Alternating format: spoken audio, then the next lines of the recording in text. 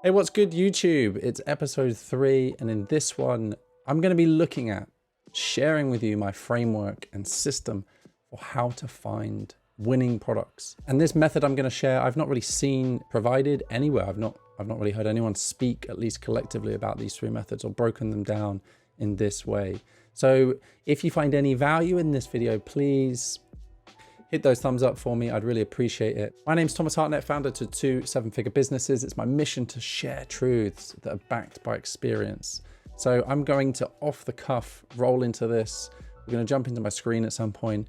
We're going to just see what we can find using my methods, and hopefully you can follow along, do the same, and find a winning product too. If you do, comment down below, let me know what you find. I'd love to look at the products with you and we can go back and forth, have a little bit of dialogue. So without further ado, it's a 3-part process, okay? And it makes sense when you look at it this way. Number 1 is social. What are customers ranting and raving about? What are they unboxing? What are they talking about? What are they sharing? What are influencers promoting? This really is a case of sifting through TikTok, through Instagram, through Facebook, whatever it might be, and trying to find products at that level. Number 2 is advertisers. So what are brands willing to promote? What products? How much are they willing to spend? For how long? What's the engagement like on their posts? And what are their marketing angles? So what can we learn about the way they're trying to present these products to the customers? It's an important one. Number 3 is market. Really, really integral to this process is what keywords, what search volume is there relevant to the products that we're looking at? How big is the market? What's the buying intent on this market? When people are looking for these products that we can see the advertisers promoting or the customers opening, what are the customers then searching to get those products to pop up, whether it's on Google, whether it's on Amazon, and what are the biggest keywords? I mean, this is the absolute giveaway. Like if you're still on stage 1 and you're just like, oh, I can see a nice product getting open, or maybe I should drop ship that. It's like, no, let's look at what the advertisers are pushing. Which products are the advertisers succeeding in? And then when we've seeded an idea, we know maybe the saturation level based on the advertisers. And then thirdly, we really can dig down and we can say, hey, look, there's a whole breadth of data here. What does the market say? What's the buying intent? The idea here is not to take one and call that the holy grail. It's to cross-pollinate all 3 together, paint a picture. So that's it. That's my framework. They're the 3 tenets to how to find a winning product. So let me add, look, customers don't have to be raving about the product, and advertisers don't have to be spending big budgets on these products. But hands down, there needs to be a market present, which is why I think that's the most important tenet of all of them. There has to be a market present. If there isn't a market present, you'll be spending your money educating rather than converting. So we can nip problems in the bud with this method. And when I say we're going to find a winning product, I really mean it. This is how you find winning products. It's with genuine research and a keen eye. So let's get started. Let's jump into my screen. Let's see what tabs I've got open, and I'm going to run through whether or not I can find a winning product in the next 5 to 10 minutes. Okay, so we're in TikTok. Let's have a little look. You can do this on Instagram. I do find it a little bit more, I don't want to call it like spammy, but there we go. So Amazon unboxing, Amazon finds, yada, yada. We're just going to click one of these and we're going to vet it a little bit. We're going to put it through the process. You set the time limit yourself, whether it's minutes, hours, or days. It goes up to 10 days. And once it's clicked in, you've only got 5 seconds to cancel it, or it's locked for that period of time. It could be great for limiting screen time for kids in the summer. Cool. All right, so this is interesting. This is a lockbox, some sort of like a lockbox container. Cool if you want to be maybe, so this could have multiple different marketing angles. We could have an entrepreneur that wants to lock their phone away to be more intentional. It could be for social gatherings when you get people together. It could just be a safe way of putting something somewhere, as long as someone doesn't take the entire box. And then again for your kids if they play too many video games, etc. But what's most interesting, without getting too into that, is just look through the comments. You know, this is the top comment. What's most liked about this? I mean, crikey, 1,000 likes is mad. We can run through, there's lots of comments, lots of people engaging with this. See what people are saying.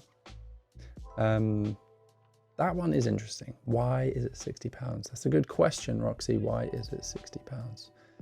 Looks like it's going to be a good margin, if you ask me, for a little plastic box. So we can check Google Trends on this lockbox container. It appears to have, I mean, this might not be the relevant keyword, so forgive me, but that's what you would do. You can check on Google Trends. Is it seasonal? Is it a spike? Is it dipping? Is it too late to hop on this product? And then what we can do, so that's the customer element, the content that's curated. And then it's more of, well, what are the brands suggesting? And we've got TikTok and Facebook's ad library. For Facebook, it's quite good because you can actually type in the product keyword and you can see what ads come up. In this instance, for that product, absolutely nothing relevant comes up. TikTok, we can't do it that way, but we can dive in under the industry. We could maybe go to household products, whatever it is, other household products. Let's say we can change the duration, 30 days. We can change the objective so that people are looking only for conversions, which is quite good. So there's obviously intent with the people that are doing that. Let's just click all household products. There we go. So it's a case of sifting through, seeing what we can find.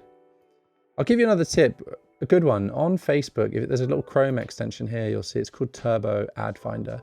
Install that into your Chrome extension, turn it on, and it will basically edit your entire feed so that it only shows ads. This is another quite nice way of, having a look through and seeing at least what Facebook is trying to feed you based on the things that you already look at. So if you were to incognito this, it might give you more random ads, but if you stay logged in, I presume it's going to be tailored more so to what you search for, what you talk about, look at, etc. And then what we've got, so we've got the marketplaces, which I said was most important to come up last. So if we head over to Amazon.com, what's important, you can do this in the UK, depends on the marketplace, but obviously US is biggest. Put in an actual US zip code. If you don't, it's only going to show you the products that deliver to your location, which we wouldn't want. And if we go to the left side, we can click on bestsellers. And from here, we can browse these, what's known as browse nodes. We can pick something. Let's have a look at home and kitchen.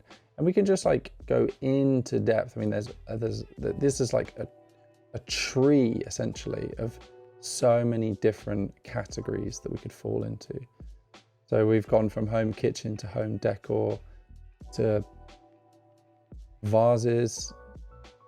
Okay, great. And then we can just see what's number one, what's number two, what's number three, what are they doing in this category? Could I rank number one in this category and how might I do it? If you were to have Helium 10, which I highly recommend, this is the point in which you can use this extension up here, highlight X-ray, and then we can actually see much more information. How much money are these people making? Very interesting, per month. Okay. In the case of what we were looking at, let's search it. So let me just do all departments. It was a lockbox container. This is it, time locking container. Maybe that's better. You can also up here, so for the record, whenever you type a keyword in, it will show up with other options. So we've got a time locking container, time locking safe, box, blah, blah, blah. These are all good indicators of what keywords might be relevant. So they weren't lying when they said it was a $60 product. But anyway, this is how we can sort of move along from what we find on TikTok. We can then have a little search at some of the ads. And then we can have a look on Amazon, or in the case of other tools, I would really recommend you have a look at Helium 10. What we can do is we can type in the keyword, time locking container. And then what we can do is we can see how often this is searched per month. Not a lot if you ask me. All right, let's go on Google Ads, let's try it. Time locking container. Not a lot of searches here either. What it's recommending also doesn't show a lot of searches. And then lastly, what I also like to do is Etsy's a very homemade, sort of individualistic marketplace. And it's a little more forward thinking than Amazon. it hasn't yet been tarnished by so many big brands. So let's have a look. Time locking container. Here we go. And this, I would say, can move us into a position of, I'm looking for generic product, or I found a product, I'm looking at the generic marketplace. And if you're struggling for ideas on how to differentiate your product, you could maybe come into Etsy, and it might be the case that you can find something that's just gives you a little bit of inspiration. So we've got a personalized airtight flip lock. So this isn't a locking in the same sense as the other one, but it gives us maybe another design idea. So you could kind of combine the design idea here of this with the time locking element of the other, and all of a sudden you've got a better looking product that has the features of one, the features of other, and you get where I'm going. All right, there we have it. Thank you so much for tuning in to this one. That is episode 3 of how to find a winning product. I hope you found some value in it. If you did, please smash that like button. Subscribe also helps grow the channel. Sorry that I couldn't go so deep down across all the different tabs and the platforms. The idea really on this one was just to gloss over lightly, but I do think we found something almost instantaneously, and I would say it could be worth validating in next week's video. That's what we'll look at. If it isn't the product quite quickly, I'll maybe find something else to validate. But why don't you have a look at these products? Why don't you get yourself on TikTok, on the Facebook ad library? Let me know what you find. Discuss it with me in the comments. I'd love that. But until next week, I'm gonna leave it here. Thanks so much for tuning in, and I'll see you very soon.